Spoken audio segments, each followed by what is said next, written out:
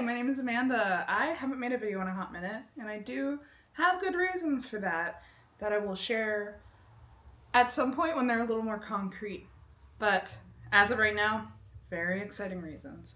But I haven't made a video in a hot minute, and the thing that is going on is consuming my life a little bit. And when I talk about what that is, you will understand why. There is no child coming into the equation, no new pet, nothing like that. But there are some big life changes that are happening that are very exciting. I'm very fortunate to be in the position to be able to. Mr. Electric, send him to the principal's office and have him expelled!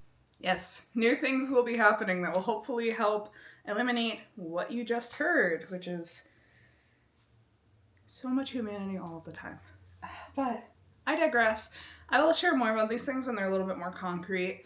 We are at the point where it's looking very much like it's going to happen, but we're not quite there yet. So I don't want to jinx anything. I also don't want to go into a whole big thing, post something before everything's finalized. But I digress. As I record this, it is the second week of September. Honestly, I'm probably recording this the same day, if not a couple days after I post it. I know I'm a little anxious. I haven't recorded in a minute, so apologies for that. As I record this, our county fair is this weekend.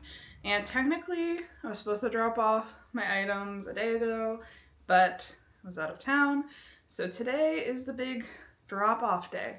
Now, I just started crocheting in the past year. I believe my first piece was done in October of last year, maybe even November. Now, I had done a little bit of crochet. I made a couple turtles from like a amigurumi YouTube video, and I didn't really stick with it. I didn't really crochet a lot until about the past year. It's bugging me, sorry if that's moving a lot. I didn't really crochet a lot until last year. And so when I started crocheting more regularly, we were already past like county fair season. And this year, I've really been crocheting a lot. I made the bandana I'm wearing right now. I made a handful of projects. And I was like, okay, well, that's fun. And then I saw on the crochet Reddit that people are entering their things into the county fair. And I grew up with the county fair. I was in 4-H. I lived in a very rural area, so I've been familiar with county fairs. But I hadn't thought about the fact that you can submit crochet and knitwear to it. I don't knit, I do crochet. And this year, I've been crocheting regularly, so I actually have a good amount of items. And so I look up my county's fair. It's this weekend, and I have the ability to submit things to it. I found out during the registration window, which was exciting. So I am registered in 7 categories. I'm going to show you what I'm submitting, and then either as a future video or a comment, I will let you know how it went. I'm excited. My goal is to win a ribbon. I don't care what level ribbon. I don't even know if ribbons are won necessarily, or if everyone gets a ribbon based on the quality of their item. I don't really know. I don't know how the judging works at this specific county fair, but I'm hoping for a blue ribbon. 1 blue ribbon will be really cool. Or a red ribbon. I think that's like 2nd place or 2nd level quality. One of those would be great. It's my first year. I'm not really expecting anything, but I think it could be fun. And some of the pieces I'm submitting, I think, are shoo-ins. So here's what I'm submitting to the county fair tour, because it's a chill video and I can show you something that I'm very excited about to drop off in a couple of hours. And potentially the items will not come back looking as nice as they do right now. So I'm sure it'll be fine, but they might smell like animals, so I'll show you them before they smell. And now I am also going to put the patterns I've used below for any patterns I did use. I think everything I've made does have a pattern. And first up, he who needs a date with a candle or an open flame. Carefully, of course. I'm an adult. If you are not an adult, get an adult to help you. This little mint chip cow who needs a little bit of a heat treatment. I don't know, it might be hard to see on the camera, but he's 100% acrylic. He's a little bit fuzzy. he will benefit from a little bit of a run over of a candle. But this is my mint chip cow. He is getting submitted to the crochet stuffed animal category. He is super cute, and I used the pattern that you see on the screen now, and I specifically got the bundle that had all of the different ice cream cows, and yeah, he is really cute. A good size, I think, for a stuffed animal. I don't know. Yeah. I'm not really great at amigurumi, so when I have one come out that looks good, I'm hype about it. Specifically with amigurumi, I'm not great at the sewing things onto the right places. Like, his head's pretty okay, but I made a bigger version of this, and it's not great. So, I think he's cute enough. I don't know that he's necessarily blue ribbon quality, but this was one of my last minute, oh, I guess I could throw something in this category. My concept was, like, kind of scattershot the categories. Something will get something, right? If I have 7 entries, I'm more likely to get something than if I only have 3. So, mint chip cow is going in crochet stuffed animal. I've got things in plastic bags because I've lint rolled, I've steamed, I want to protect them from my pets. Though I don't think animal hair would dock me any points. I don't know, make it look a little nicer. I'm sorry also if the lighting is horrendous. It's been a week. Alright, next for the crochet coasters category, these chickens. Are you kidding me? These are the cutest. They do sit better on a table, but I've got a brown chicken and a white chicken. These are made out of 100% cotton, because I figured cotton would be more absorbent for coasters. This is made with the Walmart brand. It's like a Lily's Sugar and Cream-esque. I think it's called Peaches and Cream. And the brown is made with the Michael's Sugars and Cream situation. That like 100% like rougher cotton. That works. It's harder to work with, I will give you that. It splits a lot, but it does make a pretty good finished product. So, this category, you're supposed to submit 2 items, so 2 coasters. So these are the little guys that are going together. And I thought chicken coasters for the county fair kind of just makes sense. So, I don't know. I know people like those coasters that if you twist them, they turn into a flower bouquet. And I think that would be really cool to do if we were supposed to submit a full set, but since we're only submitting 2, I don't think those patterns would really make sense. And also chickens for the county fair, really cute. I used this pattern, and now I want to give a word of warning, and this is not to send hate to the pattern designer or anything like that, but they did not test this pattern enough. There are inconsistencies. If you use the pattern as written, you aren't going to get a correct result. It'll say like you're supposed to have this many stitches in this round, but you don't actually get there. So if you're going to use this pattern, look at the comments on Ravelry, and if I remember to, I will link the specific comment that I used for advice for how to do the comb a little bit differently and how to do the rounds a little bit differently. And I will say, I think with those modifications, it's really cute, but part of me is a little like, you charge $2 for a pattern that's not really tested. I don't know. No hate, obviously, but just go into it knowing that. And next, for the Christmas corner category. Now, this is not an explicitly crochet category in the fair. There is a Christmas corner section that is just different. So there's like a Christmas stocking section. There's Christmas blankets or like all of that kind of stuff, right? So this is just in the general decorations, and there was a crochet decoration section. So I'm going to submit this set of, undo all of that lint rolling I did the other day.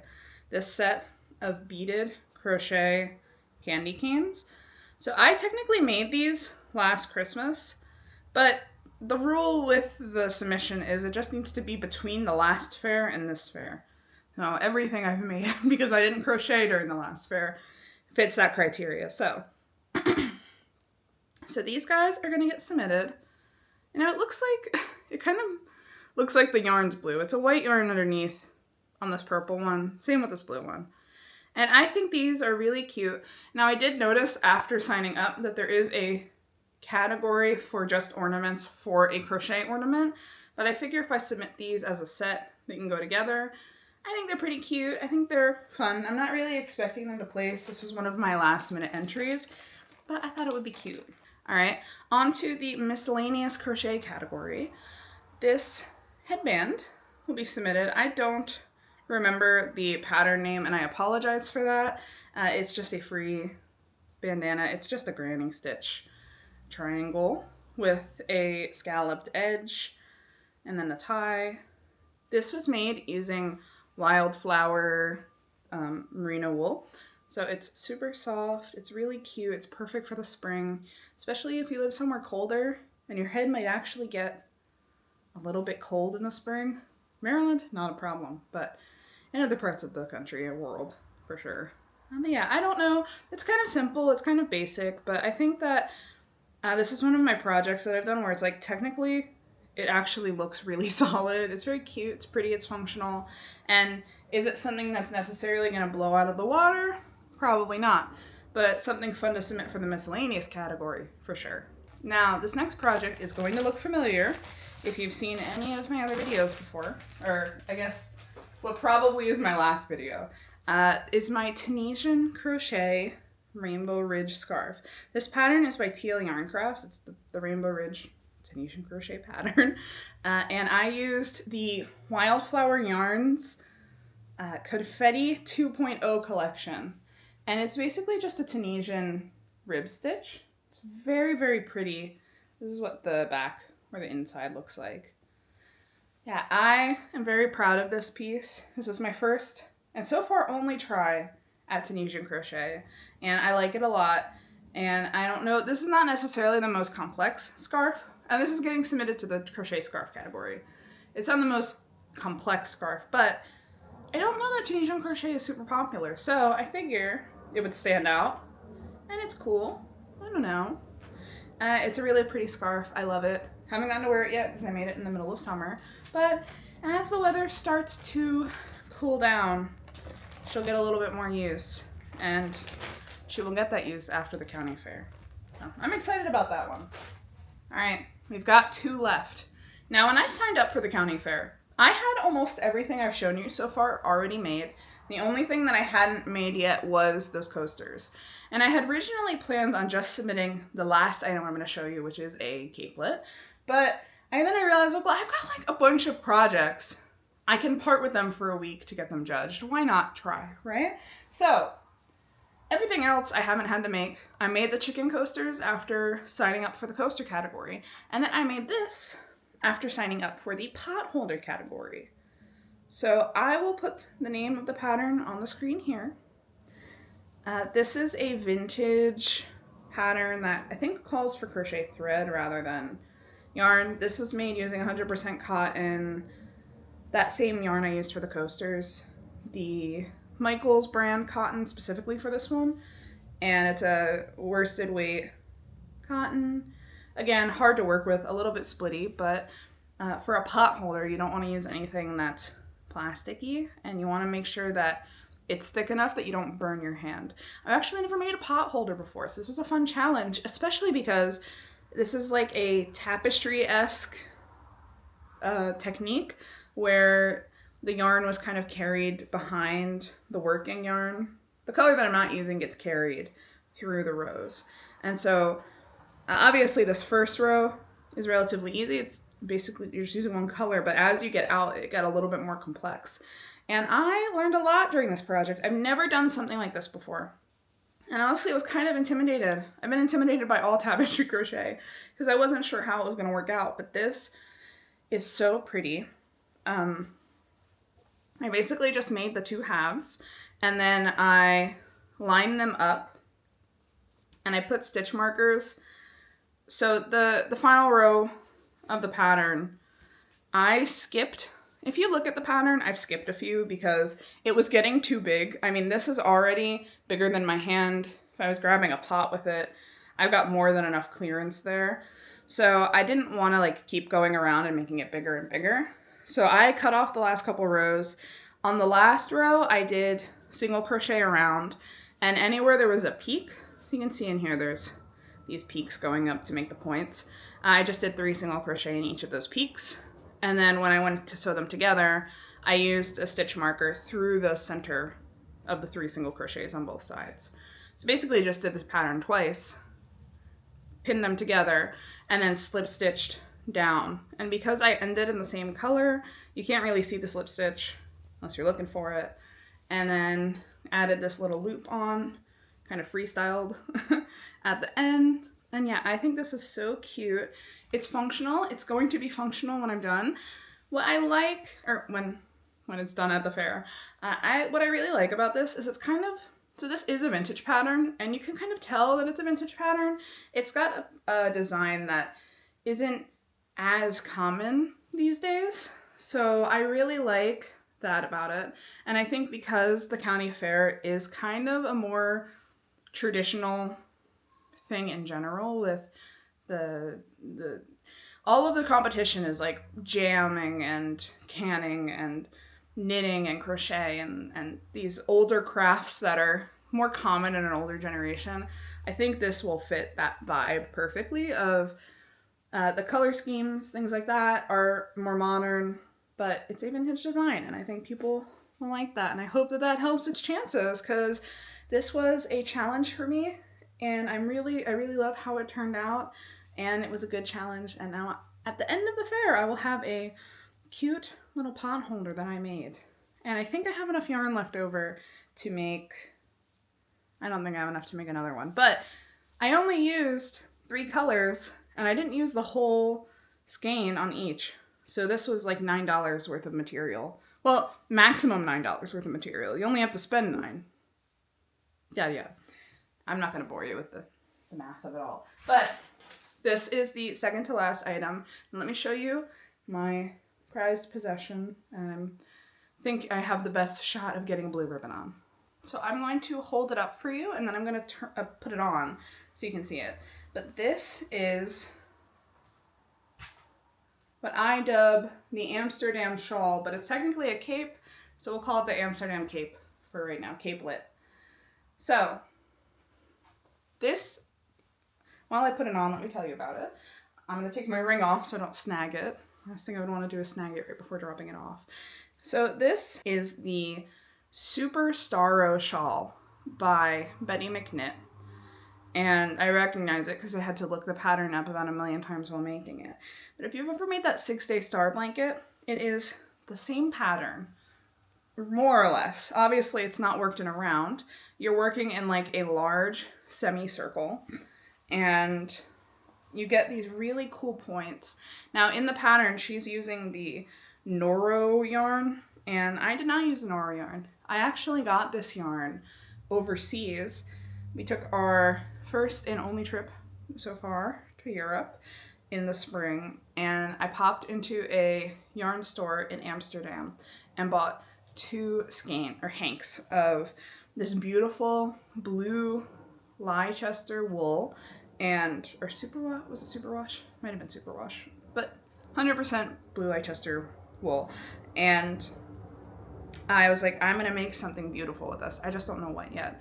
And it sat for a few months, and then I was like, this would make a really pretty shawl. And so I found this pattern. I had I'd finished the 7-day star blanket with it. And I really like how that pattern works up, because you get into a rhythm where you just recognize the pattern and kind of just go with it.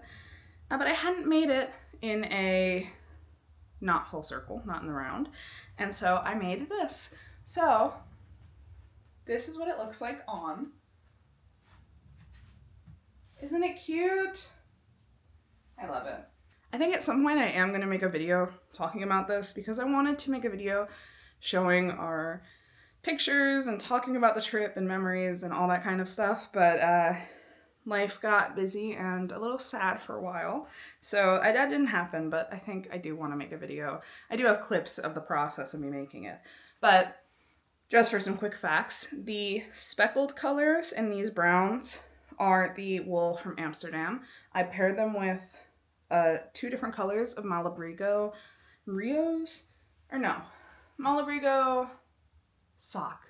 So the lighter color is called Three Little Pigs. The darker color was called Dash of Cocoa, something like that. It's a dark brown, a beige color. And then this yellow is Cascade Yarns Golden Yellow, I believe. Their sock yarn. Everything is held double. So the Amsterdam and the Malabrigo are each held double in these main stripes. The yellow was held double.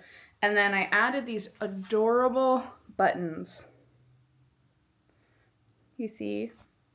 This is the worst way to show. Let me take it off so I can show you. These buttons I got off of Etsy.